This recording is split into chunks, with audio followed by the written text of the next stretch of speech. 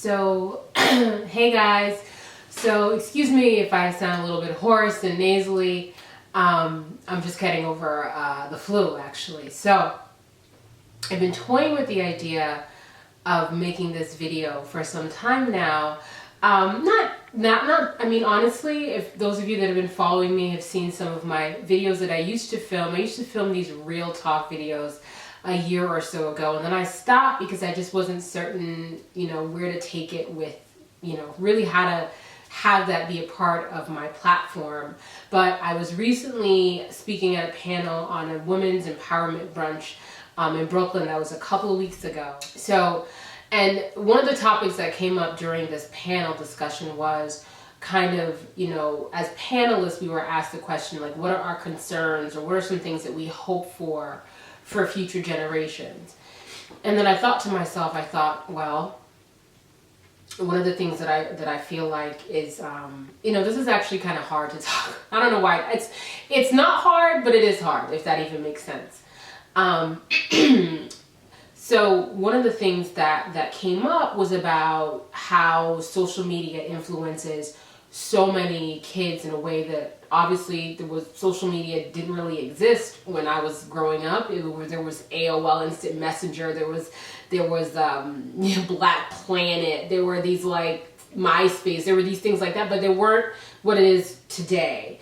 And a lot of, I know, and I don't know how many of you watching this are young girls or even as adult women are going to relate to this, but I felt that it is a responsibility for those of us that are influencers and kind of have these platforms. And while I'm not the biggest influencer by any measure, I do know that I do have an audience and that there are people that are watching me. And I felt that I was doing that. I haven't been as authentic as I pride myself on being. I don't know that I've been completely candid about the many different levels of my life or kind of what's led me to this path. I honestly feel like I have lived 15 different lives. Like, it's not even funny. I've spoken with some of my friends about it, and you just kind of think about how there are chapters, and people talk about there being seasons, and there's nothing more true about it. And I'm lucky that there are people who've kind of been there with me through these seasons, and we're talking like 2.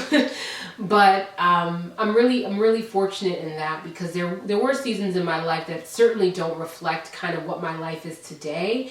And I think it's important, and I think those of us that have these platforms and don't really talk about kind of the behind the scenes or the reality of it are doing our followers, particularly our younger followers, a disservice. So I'm going to just share with you guys kind of something about, my growing up. And so when I was in middle school, I want to say it may have been the 8th grade, I was a cutter.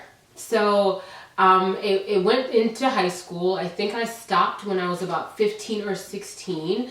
And for those of you that don't know what that means, it means you take a razor and you cut your wrists or you cut your arms, right? Or wherever. I cut my wrists. Like, I used to do, I don't have scars anymore. They were very superficial, like seriously superficial. Superficial in that the cuts were superficial, make sure that's clear.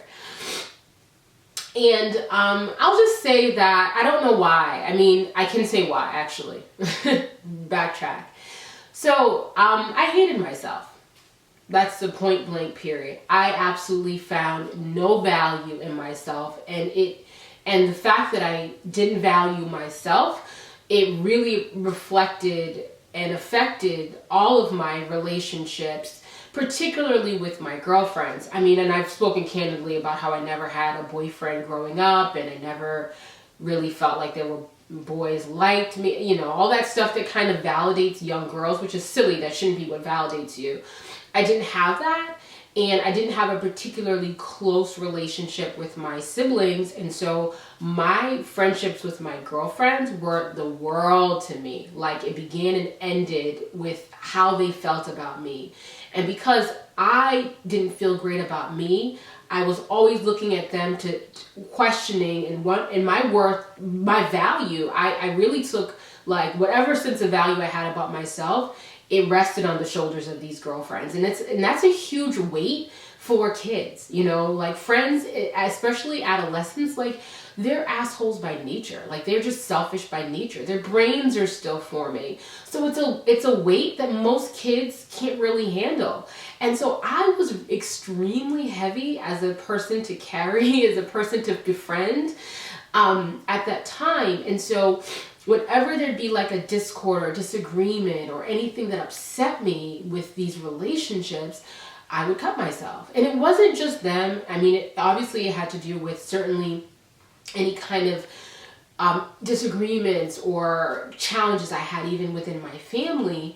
I would go and I would cut myself, and it would release me. It would for whatever reason on a psychological level make me feel a little bit better, but it was also such a symbol and a sign of the degree to which I despised myself. I found nothing about myself to love or even to like.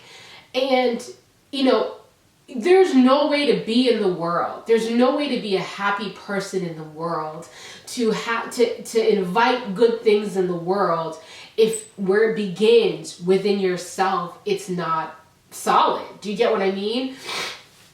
And so, I mean, I definitely think it would have helped if I had heard at any point in my upbringing a positive thing about myself, and I didn't. I never heard anything great, like good, like you're good, you have a nice smile, like nothing from. And this is like that's just not what anybody did growing up. Like that's just not how, that just wasn't, you know, I am perspective enough to know that I needed that. Like I was the kind of kid that needed, not everybody needs that. Do you get what I mean? But it was a need that I had, and because it wasn't met during my formative years, I looked for it in places where, from people who could never give it to me. And so I was self-sabotaging, and I sabotaged those relationships unbeknownst to me. The reason I'm sharing this is because, first of all, I think I owe it to my fans and my followers and whoever happens to be watching this video, is to recognize that I didn't wake up like this, and that I had to fight through myself and my own self-loathing to get to the place to be open and free and able to share with you whatever, you know, silly passions of mine that I have, whether it be a new lipstick or a new makeup or whatever, or even to stand in front of a camera and pose with confidence and ease. And I guess the question is how did you go from being this, like, you know, person who hated herself to the person I am today? I definitely think it's still a work in progress. I certainly don't hate myself. I certainly recognize all of the wonderful things that I have about myself. So one of the things that I do is I do daily affirmations. I literally look in the mirror, and this is funny because when I was 15 years old, I had a teacher. Her name is Madame Lenné, and she was my French teacher, and she said, chaque jour, il faut que tu dis, je suis la plus belle. And you say every single day, and every day you say to yourself, this is in French, every day, and my French is not great, so I probably mispronounced that, but the point of it is to say, chaque jour, every day, you look in the mirror and you say to yourself, je suis la plus belle, je suis la plus belle. And that means I am the most beautiful, or I am beautiful, right? And she pulled me aside one day and it's like, I was crying. I don't know what it was something really ridiculous. And I didn't know what affirmations were. And because I had such self-loathing, I found her to be saying that to me I was embarrassed. Like I felt ashamed. I felt really ashamed. But I will never forget it. It's something I do today. And every day I look in the mirror and I say that about myself, and I say that about what I desire, my hopes, my dreams, my aspirations, and I speak them into existence. And if you say these things to yourself, because you get to the point where you recognize, listen, if I'm not getting this from my friends, I'm not getting this from my family, and I need it, then you have to be it for yourself. You have to turn on and become your own best friend, become your own mother, become your own counselor, your own psychologist, whatever, and say, listen, I'm going to start stepping into this and claiming what I want and who I want to be. I want to be powerful. I'm beautiful. I'm capable. I want to run my own business. I want whatever it is it may be. You have to say it out loud and speak it to yourself. You cannot wait for anyone else to do it for you, because nobody did it for me. I've never been handed a single thing in my life. I've never gotten a hookup. I've never been handed a job. I've never been like made connections where it's rewarded me in any fashion at all. Everything I have, this blog, this watch, anything I have, this camera, everything I have is from my own doing. Everything is from myself. And so it begins with you. And I want you guys to recognize that, and I know I may not be the only blogger or vlogger who has this kind of story to tell, but I feel like I owe it to you guys to be honest about what it takes to build these kinds of platforms, the kind of work it takes, the kind of self-work it takes on behind the scenes. I spent years in therapy with an amazing counselor in New York. She is amazing. I absolutely think she saved my life. I think I even have a video on this channel. I may have deleted it, but it was called How Therapy Saved My Life. I think more and more people should be in therapy. I think we should, the stigma against therapy, the stigma against mental illness, particularly for women of color, because we're Black women, right? We're supposed to be the mothers, the nurturers, the go-getters, the wives, the everything. And, you know, it's a heavy load to carry. And I think there needs to be more, we need to all be kind of open about kind of what our challenges are and really what we have overcome to get to where we want to be. And I don't ever want anyone who watches my videos to feel as though I'm not a human being behind it all, because I'm more than these pictures. I'm more than these hair tutorials and these lip swatches. I'm somebody who works every day to get up and do whatever it is that I do. And so I encourage those of you that may be struggling with any of these kinds of issues to, one, seek out the help of a therapist, and to two, start being the things that you want other people to say to you and to be to you. The best friend that you've always wanted, the amazing boyfriend or girlfriend that you've always wanted. You're going to have to start being that for yourself.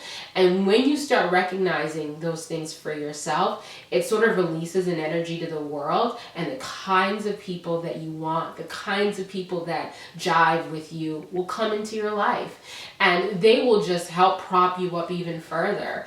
My husband is an amazing testament to the story of the power of, I think, love, because, you know, sometimes I say because you loved me, but really, and I think that's a song, but, you know, because he loved me so quickly and and I'm just like, the things that made other people run away, and like, I'm just as effed up with him, you know what I mean? Like, I am just as flawed with him, and flaws and all.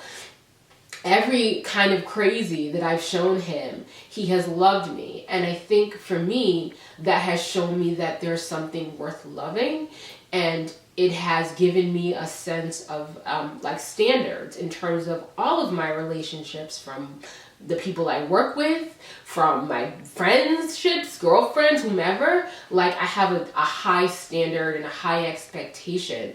And I will release those relationships if I feel as though I'm not being valued in the way that I know I should be. And it's like, once you recognize your value, you stop giving people discounts. And it really doesn't take a lot for me to recognize that a relationship isn't making me feel so great. And so I let it go. Just like that, because I know I'm great and I'm not going to accept anything less than that. So I really hope this video was helpful to you guys and that you got some understanding.